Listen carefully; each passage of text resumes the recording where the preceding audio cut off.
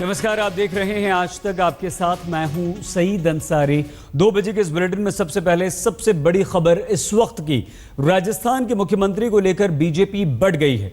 सूत्रों के अनुसार पार्टी के बड़े नेता वसुंधरा राजे सिंधिया को हटाना चाहते हैं, लेकिन गृह मंत्री राजनाथ सिंह और नितिन गडकरी वसुंधरा को हटाने के खिलाफ हैं। पार्टी की छवि को लेकर प्रधानमंत्री चिंतित हैं। इस पूरे घटनाक्रम से पार्टी अध्यक्ष अमित शाह भी खासे नाराज हैं।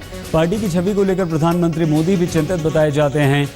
सूत्रों के अनुसार वसुंधरा राजे गद्दी छोड़ने को तैयार नहीं हैं और ये भी कहा जा रहा है कि राजस्थान के 110 विधायक वसुंधरा राजे के समर्थन में हैं। पार्टी को डर है कि कहीं दबाव डालने पर वसुंधरा राजे पार्टी न तोड़ दें। दस्तावेज के साथ कांग्रेस के नए हमले से पार्टी फिलहाल सख्ते में है। फिलहाल बीजेपी वसुंधरा राजे के जवाब का इंतजार कर रही है।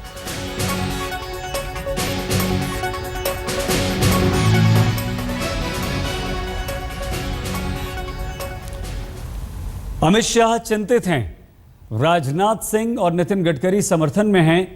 पद छोड़ने और हटाने को लेकर जो कवायद चल रही है वो बिल्कुल भी वसुंधरा राजे को मंजूर नहीं है और वो पद छोड़ने को तैयार नहीं हैं। आइए इस वक्त हम आपको सीधे लिए चलते हैं हमारे टीवी टुडे के मैनेजिंग एडिटर और हमारे सहयोगी राहुल कंवल के पास। राहुल, वसुंधरा राजे को लेकर क्या बीजेपी अब साफ तौर पर दो फाड़ हो चुकी है या कहीं ना कहीं बीजेपी में राहुल कुछ ना कुछ अंदरूनी चल रहा है?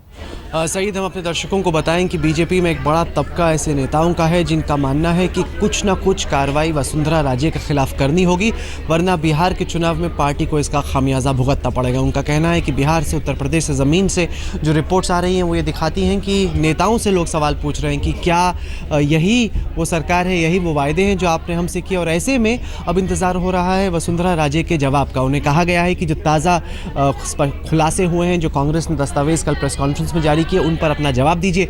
अगर ये जवाब संतोषजनक नहीं पाया गया तो हो सकता है कि वसुंधरा राजे के खिलाफ कार्रवाई करनी पड़े। बहुत बड़ा तबका है ऐसे नेताओं का जो बढ़ भी रहा है तेजी से, जिनका मानना है कि वसुंधरा राजे के केस में खास तौर से, सुषमा स्वराज के केस में इतना नहीं, स्मृति ईरानी के केस में इतना नहीं, लेकिन वसुंधरा राजे के केस में इतना पार्टी को कुछ ना कुछ तो कड़ा रुख लेना ही होगा, वरना प्रधानमंत्री की विश्वसनीयता पर और पार्टी की छवि पर इसका बुरा असर पड़ रहा है।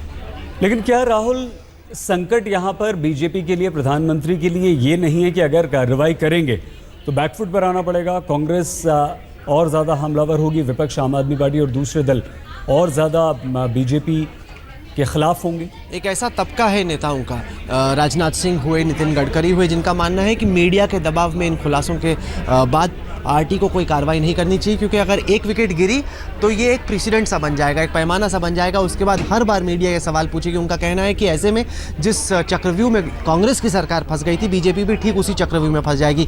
लेकिन एक दूसरा बड़ा तबका ऐसे नेताओं का है जिनका मानना है कि हमने वायदे किए हैं लोगों से, हमने कहा है कि साफ छवि की सरकार देंगे, और ऐसे में जब इतने बड़े आरोप लगातार सिद्ध हो रहे, उन्होंने कहा कि पहली दफ़ा हमने वसुंधरा का बचाव किया, उन्होंने कहा कि मुझे याद नहीं, मैंने कोई डॉक्यूमेंट साइन नहीं किया, हमने उनके पक्ष में बैटिंग की। लेकिन अब जब ये दस्तावेज सामने आ गए, जो कि वसुंधरा कहा कि ऐसा कोई आपको याद होगा कि जब अमित शाह ने उनसे पूछा था कि क्या आपने ऐसे किसी दस्तावेज पर साइन किया, क्या आपको कुछ याद आता है, उन्होंने कहा कि नहीं, मैंने ऐसा नहीं साइन किया, ये झूठ बोल रहा है, ऐसा नहीं हुआ। ये उनका स्पष्टीकरण था। अब जब नए खुलासे हो रहे हैं तो काफ़ी मुसीबत में वसुंधरा राजे नजर आ रही हैं। लेकिन हम आपको ये बताएं कि वसुंधरा राजे अपनी तरफ से लगातार फोन पर हैं, उनके सहयोगी लगातार फोन पर हैं, वो संघ के नेताओं से बातचीत कर रहे हैं, वो बीजेपी के विधायकों से बातचीत कर रहे हैं, साथ ही साथ वो सेंट्रल लीडर से भी बातचीत कर रहे हैं कि क्या आप हमारे समर्थन में हैं।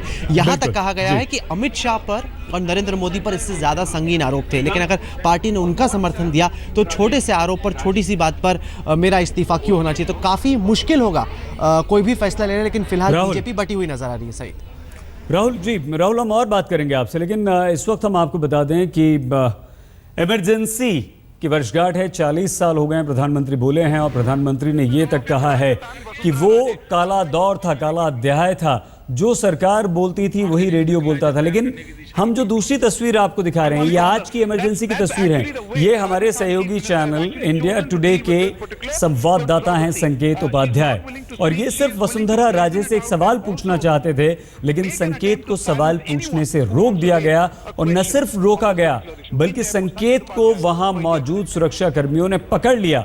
कमर से संकेत को पकड़ा सामने। वसुंधरा राजे थी, संकेत चाहते थे, जाकर उनसे सवाल पूछना चाहते थे, लेकिन वसुंधरा के आसपास सुरक्षा का एक बड़ा घेरा था और ये इस तरह से संकेत को जबरदस्ती रोका गया और पूरी तरह से इस सुरक्षाकर्मी ने संकेत को अपने कब्जे में ले लिया। और सामने देखिए, हालांकि ये पुलिस और दूसरे जो वसुंधरा के साथी लोग हैं, उन्होंने एक घेरा सा बना लिया, एक दीवार सी बना ली।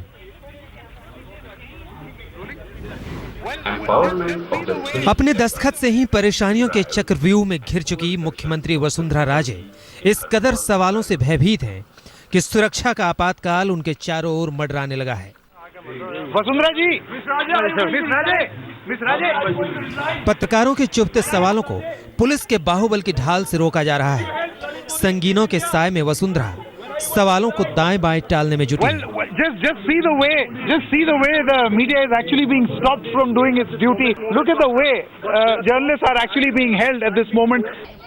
इधर वसुंधरा सवालों से भाग रही है, उधर बीजेपी के दफ्तर पर विरोध प्रदर्शनों का सिलसिला उतना ही तेज हो रहा है। विपक्ष ने नैतिकता और कानून की प्रासंगिकता का सवाल उठाकर इस्तीफा मांग लिया है, तो बीजेपी के भीतर के खेमों में वसुंधरा को लेकर सियासी तलवारें मैदान से बाहर आ गई हैं।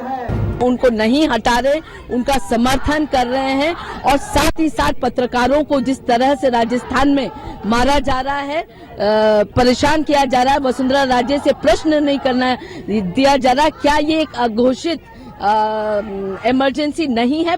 सूत्रों का कहना है कि वसुंधरा राजे ने मुख्यमंत्री पद से इस्तीफे से इनकार कर दिया है। इस्तीफे की हालत में राजस्थान विधायक दल में बंटवारे तक की धमकी दे दी है।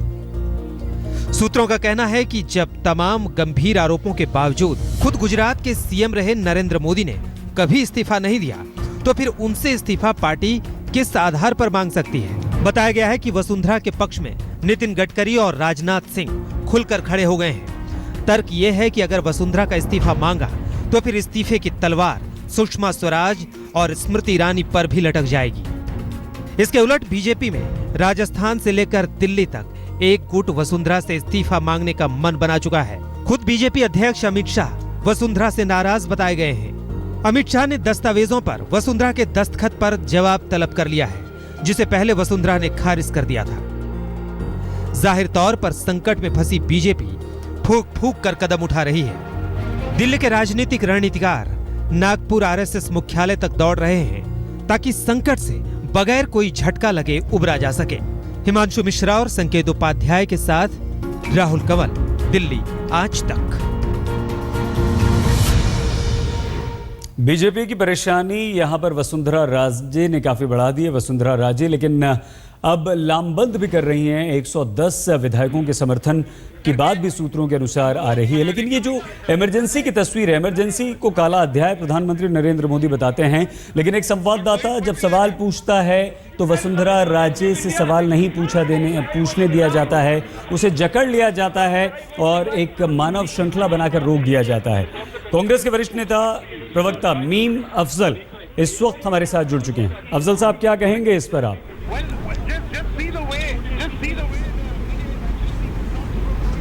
देखिए, आपने जो अभी दृश्य दिखाए हैं उससे बिल्कुल साफ जाहिर होता है कि एक तरफ प्रधानमंत्री इमरजेंसी का हवाला देकर के अपनी बात कहना चाह रहे हैं और वो एक तरह से अडवाणी जी को भी शायद जवाब दे रहे थे, लेकिन दूसरी तरफ खुद उनकी सरकार, खुद उनकी चीफ मिनिस्टर का सिक्योरिटी प्रेस वालों के साथ किस तरह का व्यवहार कर रहे हैं, उनको पकड़ रहे हैं, उनको घसीट रहे हैं, उनको उनके करीब जाने से रोकने की कोशिश कर रहे हैं और वो दूर से सवाल कर रहे हैं तो उसको भी नज़रअंदाज किया जा रहा है।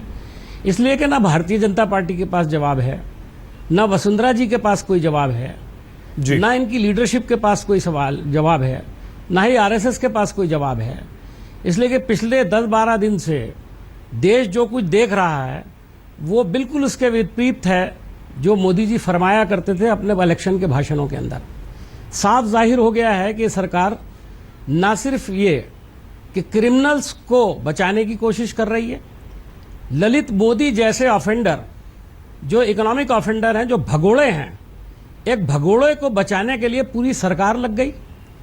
और शर्मनाक बात यह है कि कल दस्तखत के साथ अफजल साहब, हम आपसे बात कि ये बिल्कुल सच्चे अफजल साहब कागज आपसे हैं। बात करेंगे हम कुछ देर में लौटकर। राहुल भी हमारे साथ हैं, लेकिन इमरजेंसी भी कांग्रेस के वक्त ही लगी थी, हम लौटते बचाव किया है।